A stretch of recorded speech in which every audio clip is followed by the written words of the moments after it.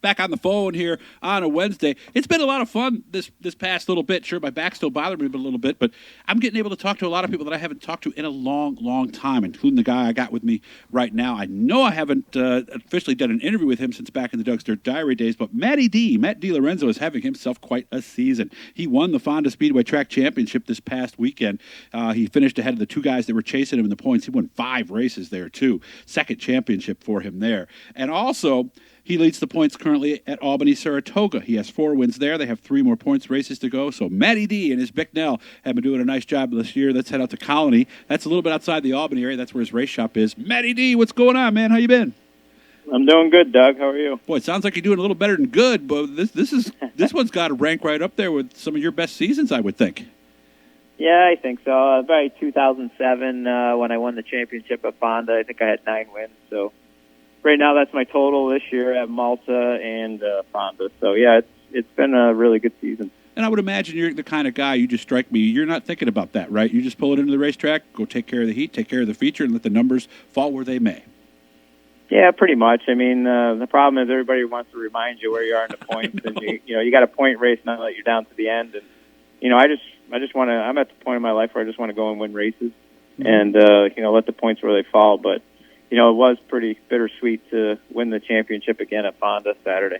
Yeah, I was just talking to Mike Ordway. He won the ISMA championship. He said the exact same thing that you said. You try not to pay attention to it, but I mean, you could just be walking into a store. Hey, good luck on that championship, right? I mean, it just happens that way, doesn't it?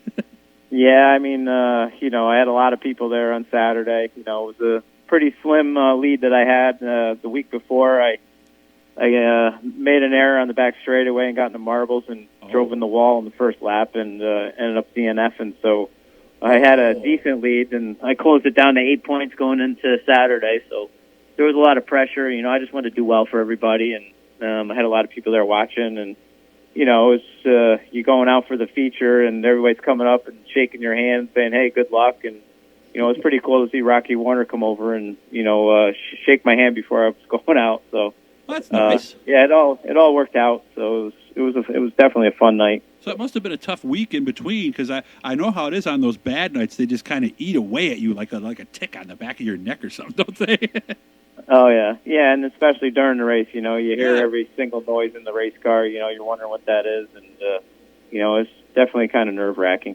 And I'm surprised, and I'd like to hear your thought on this, because I guess I thought Matty won the championship at Fonda in a big block, by the way. I had always heard the big small blocks. I remember before Dirt got rid of the big small blocks on the tour, they wouldn't allow them. Fonda was the first track where that became an issue. Did you think you could get a championship coming with a big block, or no? I didn't, and I had no intention to race in there all year, and we started out to run. We were going to run the first month. The kids are busy with softball and stuff, so I wanted to try to hit all their games with their traveling, and we started running really well. I think I clicked off a few wins, and we were competitive, which I was surprised with the big block, because the open small blocks get basically they're 100 pounds lighter than I am or more. That much, and they got just as much horsepower. So. But, yeah, I was really surprised how competitive we were. And, when I did win in 2007, it was with a small block. I think Bobby Varon I always battled with, who had a big block, and, I had the small block. So, and it's kind of weird because, everything's changed. I believe he's got an open small block, and, now I got the big block. So it's kind of funny how things change. Yeah. Yeah, because I know when I talk to the guys at Utica, they say a big block's a huge advantage. Is it a disadvantage? Or, a big disadvantage. Is it at Fonda or no? I don't think so. With these coil cars, I mean, you get a lot more traction, I think, with the coils, as long as you got them figured out, and balanced right, but they're tough. The coil cars are tough. They're not like the old torsion bar suspension when, you're not handling that great one week. You throw new bars in, and then you're fine again. Here, right. These things, it just seems week after week. It's you make a little turn, and you dial yourself right out of the ballpark. So it's tough, but when you hit it right, the coil cars got a lot more traction, and I think you can put that horsepower to the ground if you got it right. Some of the guys have told me it's like the sweet spot is smaller than it used to be. Absolutely. I mean, we're chasing it every week. We kind of have a ballpark where we like to be, but we're always tweaking things a little bit here and there every week. Fonda had a lot of character in it I would say the last month, and I really wasn't that comfortable. You know, he's doing a lot of bouncing around more in these coil cars, and you know, I'm a lot older than I was in 2007, and you know, it's tough getting out of bed in the morning on Sunday. That's for sure. Yeah, a lot of the veterans, like Matt, this is his 21st year, by the way, have told me that it is a lot harder. You got to beat the car up, and it kind of beats the driver up a little as well. Let's talk about Albany Saratoga. 3 races there to go, 4 wins. How's this season compared to some of your others in Malta? I think it really well. I mean, usually I only got 1 or 2 wins there.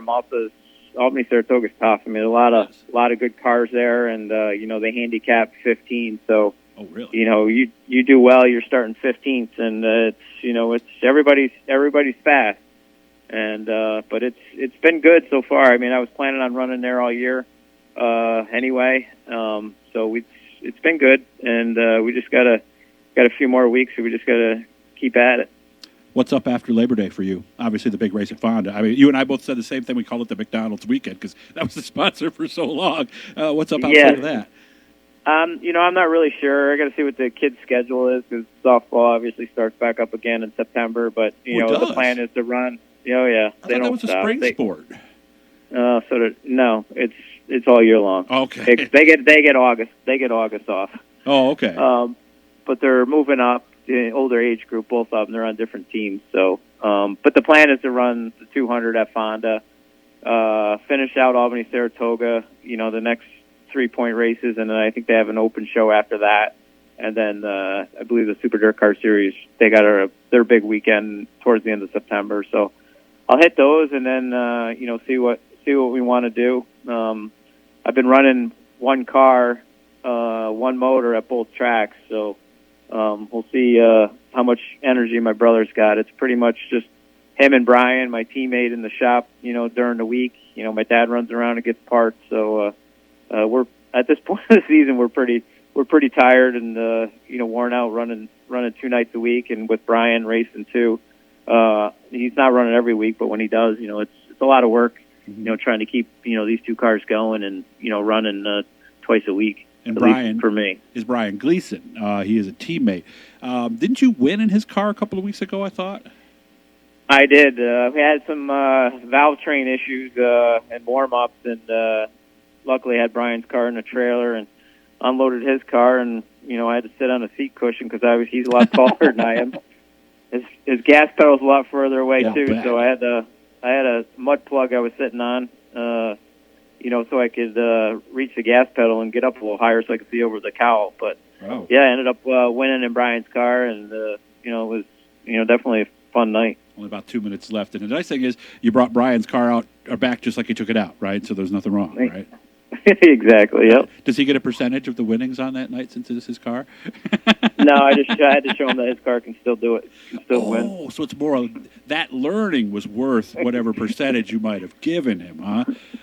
Right. I like that. I like the way he justified that. No Super Dirt Week or anything like that? Nah, there's just too much going on, and just you know, we're kind of beat at this time of the year. Yeah, and you're still working for BBL, so I'm sure you're not working just 40 hours a week or something like that, are you? Right. Yeah. Like I just got to the shop. I still got to watch the 2 cars tonight. You know, got all the body panels and stuff watched. My dad came over and helped with one of his buddies, so nice. Got to get things washed up so my brother can do the maintenance, and we'll get the bodies put on and work on tires. Mm-hmm. You know, I'm still pretty much here every night of the week, seems like, and so we're kind of looking for a little break in the schedule for sure. Only about a minute left now, Matt. And I would imagine by adding Fonda with not planning to run past June, let's say, I'm sure this is. I mean, it's doubled the week in the work in the shop and everything. You must be sitting in a haze right now or something. Yeah, I mean, we haven't had a break. You know, Fonda hasn't had one rain out. I think Malta has had one rain out. You know, usually we get at least 3 or 4 rain outs to get a break. So it's been a grind, you know, for sure all summer long. But it's been fun. Good to talk to you again. I'll make sure I keep in touch, and we'll have to see how Albany Saratoga goes. But like we said, guys, we're hoping to do a mix of studio stuff and the stuff in the field, so that way I can broaden things out just a little bit. Appreciate your time, Matt. Really thank you for it. Guys, hit the blue E down in the corner. That'll subscribe you, and you're going to be hearing some people on here that you haven't heard on the YouTube channel so far to make sure look for that down the road.